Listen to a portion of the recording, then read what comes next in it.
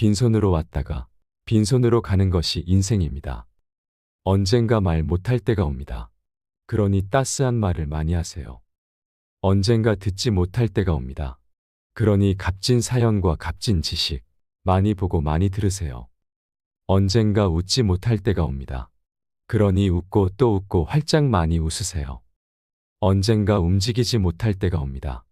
그러니 가고픈 곳 있다면 어디든지 다니세요. 언젠가 사람이 그리운 때가 옵니다. 그러니 마음을 숨기지 말고 마음껏 표현하세요.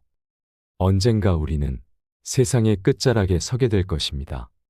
그러니 사시는 동안 최선을 다해 후회 없는 인생을 살다 가시면 참 좋겠습니다. 여러분은 어떻게 나이 들어가고 싶으신가요?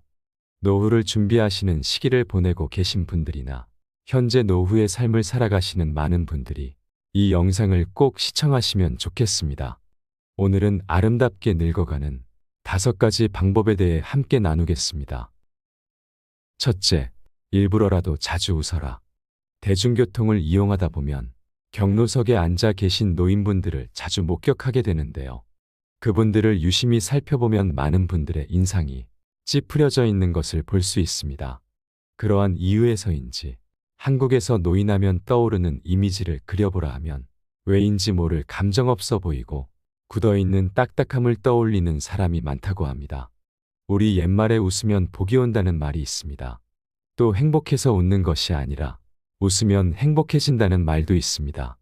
그만큼 자주 웃는다는 것은 우리 삶의 방향을 결정짓게도 하는 아주 중요한 요인 중 하나입니다. 한 50쯤 살아왔으면 이제는 얼굴에서 그의 인생길을 읽을 수 있다고도 하지요. 관상이라고 하는 것도 그 사람이 풍기는 인상에서 나오는 것입니다.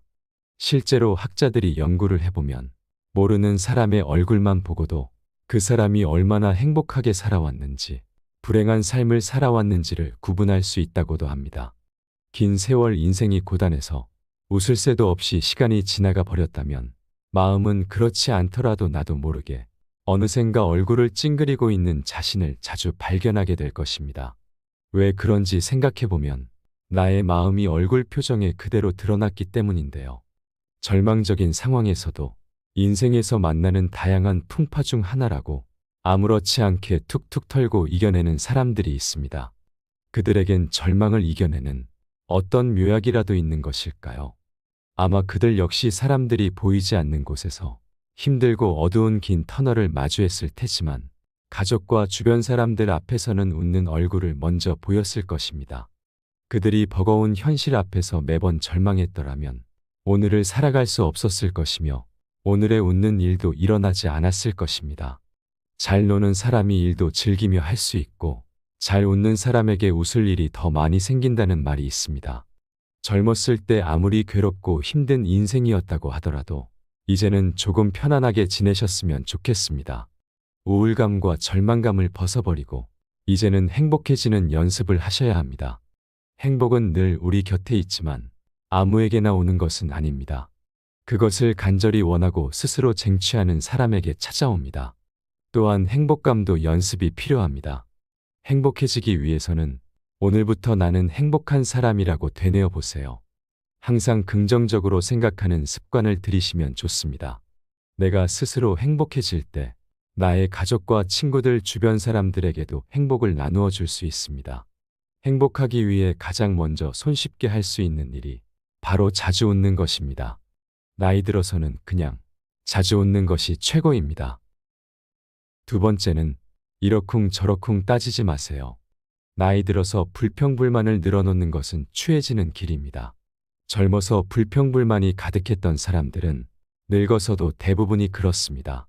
그것이 습관이 되었기 때문인데요. 이미 만들어진 습관을 고치려면 과감한 결단력이 필요합니다. 굳은 마음을 내지 않으면 아무것도 고칠 수 없습니다. 젊을 때는 혈기가 왕성해 내 말이 전부 맞다 하며 따지고 이러쿵 저러쿵 할 수 있지만 나이 들면 인생을 관조할 수 있어야 합니다. 왜냐하면 우리는 그만큼 인생을 경험해 보았기 때문입니다.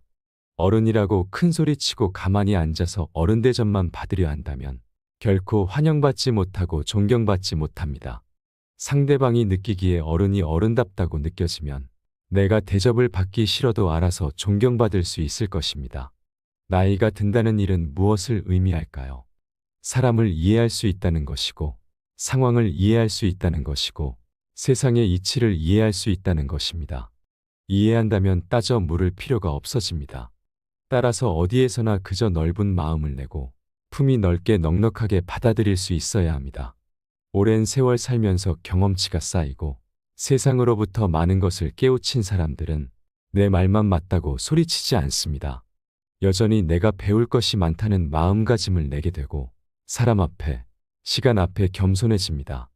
언제 어디서나 큰 소리치고 사는 100세 노인이 있습니다. 이 노인이 꼭 지키는 딱 하나의 처세법이 있다고 합니다. 그 처세법은 첫째도 내가 쏜다. 둘째도 내가 쏜다. 셋째도 내가 쏜다라고 합니다. 언제 어디서나 누구에게나 술 한 잔, 밥 한 끼쯤 베풀 줄 아는 여유가 있어야 하고 대접받기만 바라면 안 됩니다. 세 번째는 품격 없는 행동과 말을 삼가해야 합니다. 나이에 맞는 품격을 지킨다는 것은 그리 대단한 것이 아닙니다. 건널목을 무단횡단하는 일을 절대 하면 안 되듯 특권이 아닌 것과 같이 삼가야 할 것들은 확실하게 삼가야 합니다. 며칠 전에도 횡단보도가 아닌 곳에서 아무렇지 않게 도로를 무단횡단하는 어르신을 본 적이 있는데요. 쌩쌩 달리는 차들이 위험하게 빵빵거리며 이리저리 피해가는 모습을 지켜보고 있노라니 어쩔 수 없이 눈살이 찌푸려지고 왜 저러실까 하는 마음이 올라왔습니다. 이런 경험은 누구나 한 번쯤 해봤을 텐데요. 카페나 은행 등 공공장소에서 시끄럽게 떠드는 것도 주의해야 합니다. 남을 배려할 줄 아는 사람이 나도 배려받을 수 있습니다. 음식도 적당히 깔끔하게 먹는 것이 좋습니다. 음식을 먹을 때 허겁지겁 쩝쩝 소리를 내며 먹으면 보기에 흉할 수 있습니다. 침을 튀기면서 계속 말을 많이 하고 매너 없이 행동하면 사람의 격이 자연스레 떨어지게 됩니다. 음주 후에도 중언부언을 삼가며 몸가짐을 흐트리지 않아야 품격을 지킬 수 있습니다. 노인이라도 다 똑같은 노인이 아니라고 하는데요.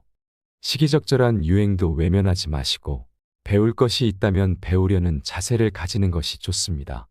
또한 나이 들수록 자신의 외모에도 신경을 쓰고 옷차림도 단정히 하면 좋습니다.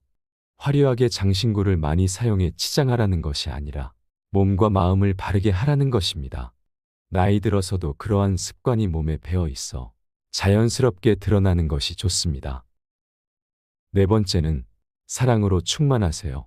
우리들 생애의 저녁에 이르면 우리는 타인을 얼마나 사랑했는가를 놓고 심판을 받게 될 것이라는 말이 있는데요. 저는 그 말을 정말 좋아하고 자주 되뇌입니다. 우리들 생애의 저녁쯤에 이르면, 즉 노후에 이르면 우리는 얼마나 남들을 사랑했는가가 중요해지는 순간이 찾아옵니다. 세월 지나가 보면 출세나 권력 또는 내가 지금 재산을 얼마나 많이 가지고 있느냐 하는 것들은 별로 중요하지 않게 됩니다. 나름대로 어떤 때는 선두주자도 되고 어떤 때는 영예로운 자리에도 가봤다고 자부하는 사람들조차 나이 들면 그것은 모두 한낱 추억거리일 뿐입니다.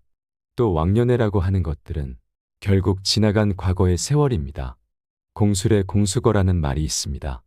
우리는 모두 빈손으로 왔다가 빈손으로 떠나는 것이 인생이라는 겁니다. 나이 지긋하신 분들이 죽음을 앞두고 공통적으로 하시는 말씀 중 하나가 인생이 모두 허업이더라 라고 하는 말인데요. 그 말은 다 별 볼 일 없는 일이라는 뜻입니다.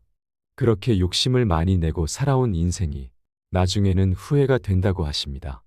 왜냐하면 그것보다 정작 중요한 것들을 놓치며 한평생 살아왔기 때문인데요. 사람들은 현재 내 발등에 떨어진 고통만이 제일 큰 고통이라고 느낀다고 합니다. 하지만 세상에서 일어나는 대부분의 일이 다 그렇고 그런 일들입니다. 나에게 일어난 일만 특별한 일은 아니라는 겁니다. 내가 제일 힘들고 고통스러운 시간을 지나는 것 같아도 나보다 더 어렵고 힘든 사람들은 얼마든지 많습니다. 과거에도 그랬고 현재도 그렇고 앞으로도 그럴 것입니다. 나이 들어보면 별것 없습니다. 그렇기 때문에 우리는 옛날 추억에 사로잡혀 쓸데없는 폼이나 잡으며 살 것이 아니라 이제는 사랑이 가득한 사람이 되어야 합니다.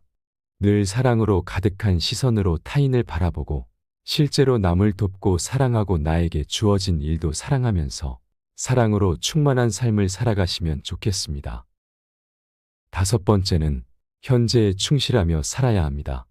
우리는 늘 오늘 하루를 만끽할 수 있어야 합니다. 아름다운 젊음은 우연한 자연 현상이지만 아름다운 노년은 예술작품이라는 말이 있습니다. 참 멋진 말이지요. 아름답고 매력 있는 젊음이라는 것은 자연스럽게 오는 하나의 자연 현상일 뿐이지만 아름다운 노년, 매력 넘치는 노년은 최선을 다해 노력해서 만들어가야 하는 예술작품이라는 겁니다. 우리가 얼마나 자신의 인생을 매력있게 가꾸어 나가느냐에 따라 자신을 매력이 넘치는 예술작품으로 만들어낼 수 있다는 희망찬 메시지입니다.